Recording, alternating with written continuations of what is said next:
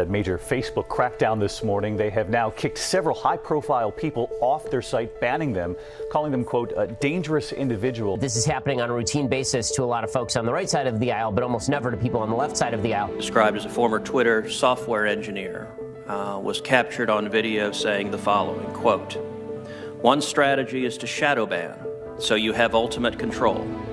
The idea of a shadow ban is that you ban someone, but they don't know they've been banned, because they keep posting and no one sees their content." You ban someone, but they don't know they've been banned because they keep posting, but no one sees their content.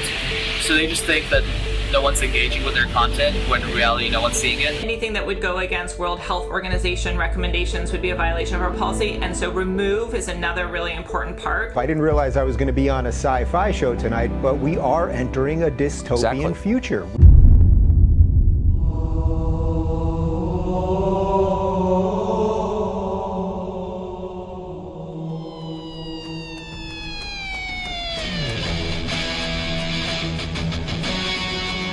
What's going on, everyone? Jeremy here from The Quartering, and the Mad Lad actually did it. Social media giants like Twitter were basically daring President Trump to make a move on online censorship, and now he's done it. An executive order, for whatever reason. I have no idea. I can't find any articles on this. And it was signed or whatever, issued on May 28th. I don't know when they published it, but for whatever reason, it's just hitting Twitter now or in the last 2 days. So maybe they just recently published it, but good. So look, a disclaimer on political discourse on this channel. I've said it many, many, many times before. I don't care who my viewers vote for. I would prefer that you do vote.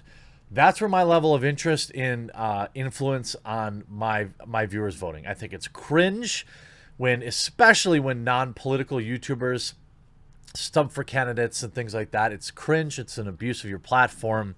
It's not what people sign up for. So I don't care if you hate Trump. I don't care if you love Trump.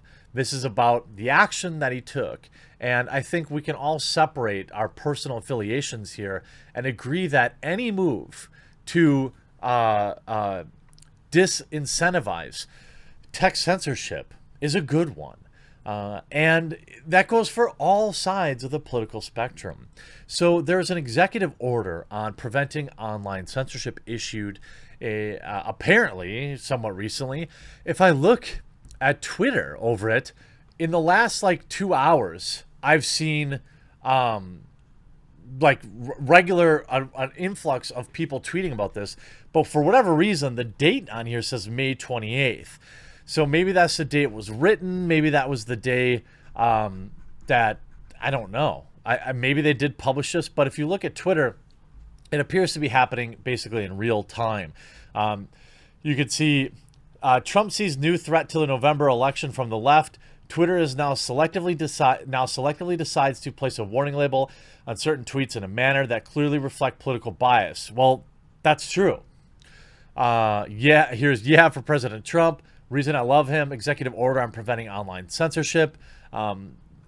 Look, yes, the argument for people, the argument for a platform's ability to do this is a fair one. It's that they're a private platform. They can do whatever they want. This is a common argument from people who already agree with a particular band, right? Every time you press somebody about bans, and for whatever reason, they seem to always be on the left these days, which is not the left I remember growing up, but nonetheless, for whatever reason, the left seems to be pro-censorship in this topsy-turvy world, and they always say the same thing. It's a private platform. They can do whatever they want. Or freedom of speech doesn't mean freedom from consequences. Okay, yes, these things are both true. And I suspect these people don't understand very simple things, like the Article 230 protection that these platforms have. Essentially, the government protects platforms like Twitter and Facebook from legal ramifications of things that get posted on their platforms because they say we're not the publisher, we're just the platform. So if one of our users puts something on there that shouldn't be there, we're not held responsible. And in essence, these protections were a good thing. They are a good thing. However, when you start notating tweets that you selectively insert yourself into political tweets, when you have a clear bias in terms of banning people, you remove. You say you want to remove the kind of the radical aspects of things, but it always seems to be people who are radical on the right. You're not removing your super soldiers, even though they're out there burning down buildings and stuff like that. But, that's, again, I would rather you ban nobody. I can't be clear enough about this. I would rather you ban nobody unless it's a clear terms of service violation. But that's not what platforms like Twitter does. That's not what, in my opinion, YouTube does.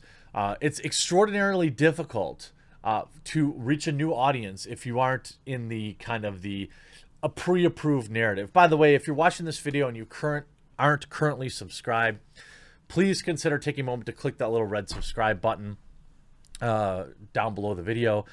I would really appreciate it. It helps, it helps you find the videos that I do, since I do so many every day. And I hope, given the wide variety of topics that I cover, that I've earned your subscription today. So we see a lot of, I don't know that. You see a lot of people. Wasn't that in May? A lot of people are wondering what's going on. Why is this back in May?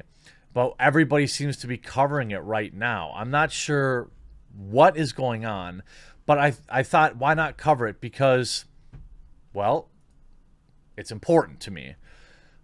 You see this executive order back on the end of May. By the authority vested in me and the President of the Constitution of the laws of the United States of America, it is hereby ordered as follows. Section 1, policy. Free speech is the bedrock of American democracy. Our founding fathers protected the sacred right with the First Amendment of the Constitution. The freedom to express and debate ideas is the foundation for all our rights as a free people. In a country that has long cherished freedoms of expression, we cannot allow a limited number of online platforms to handpick the speech that Americans may access and convey on the internet. This practice is fundamentally un-American and anti-democratic.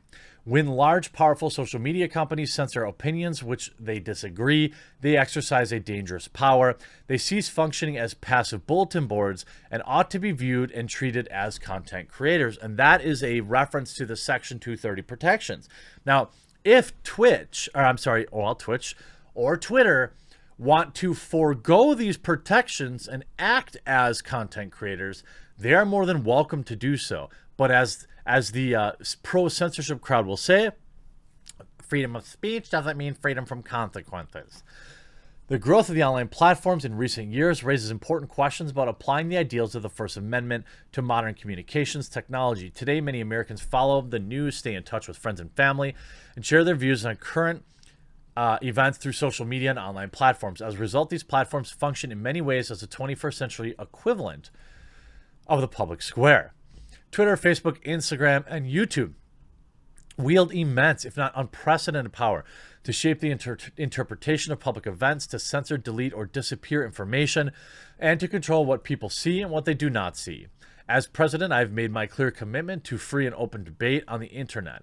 Such debate is just as important online as it is in our universities, our town halls, and our homes. It is essential to sustaining democracy.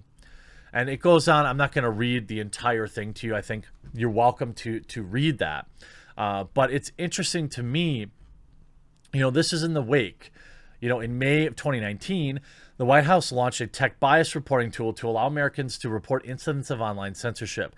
In just weeks, the White House received over 16,000 complaints of online platforms censoring or otherwise taking action against users based on political viewpoints.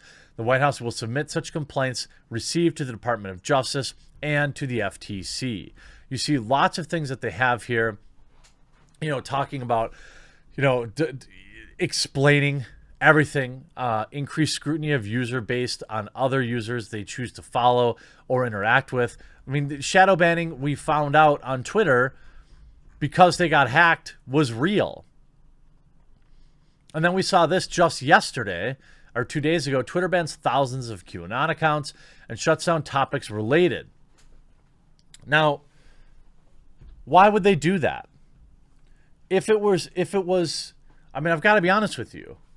I am not super well versed on the beliefs of these people. But what I will tell you is that if it was a theory that unfavorably painted the president in a bad light, they would let it ride. You know, like the Russia stuff, the piss dossier, all this stuff that was fine. Even though those were simply theories, that was fine because it made the president look bad. That's what I'm talking about. Like, I don't care if you believed those theories or not. What I need you to believe is that they were allowed to perpetuate, or not to believe, but to consider and get yourself informed on the fact that they were considered allowed to fester and perpetuate on these very same platforms. Why? I think I can't know this for sure, but it sure seems like there are plenty of theories that make the sitting president look bad that are allowed to perpetuate in perpetuity.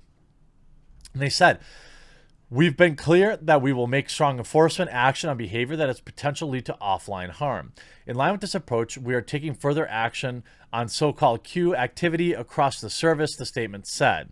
The theories include multiple beliefs and claims to focus the existence on a shadowy figure named Q, who claims to be in the Trump administration and posts cryptic messages about the president's hidden strategy to take down the deep state. I mean, okay. Maybe. Maybe. I don't know. I haven't gone down that rabbit hole, and I love myself. A good conspiracy theory. A Twitter spokesperson said the company banned 7,000 accounts, and trending restrictions will affect another 150,000 accounts. That's massive. I mean, did they not remember that the executive order was signed? I mean, 90,000 people liking this. We will permanently suspend accounts tweeting about these topics that we know are engaged in violations. In addition, we will no longer serve content on accounts associated with that.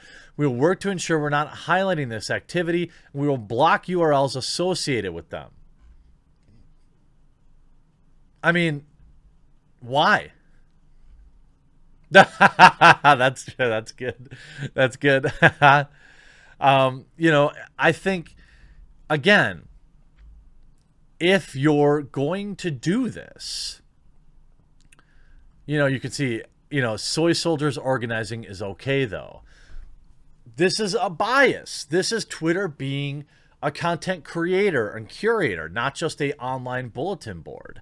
So, you know, will this affect any of these platforms? Hopefully. What I don't want to see is an all-out battle. What I do want to see is these type of methods. Like, gosh, if those people, you know, the people that got into Twitter, if they'd released more information on how they blacklist, you know, suppress accounts, that would have been truly a good thing to come out of it. And in a way, we did see that a confirmation that blacklisting is real. You can see, let me kindly remind you, Twitter shouldn't have to do this research for you. And then this is back the executive order back on May 28th.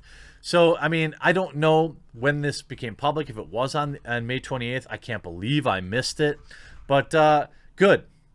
Yeah, this is okay, right? Map Support Club, 251 followers. Imagine being one of those followers. Support free speech. Put political affiliations aside. And let's hold these social media giants accountable. I hope you enjoyed this video. We'll talk to you again real soon.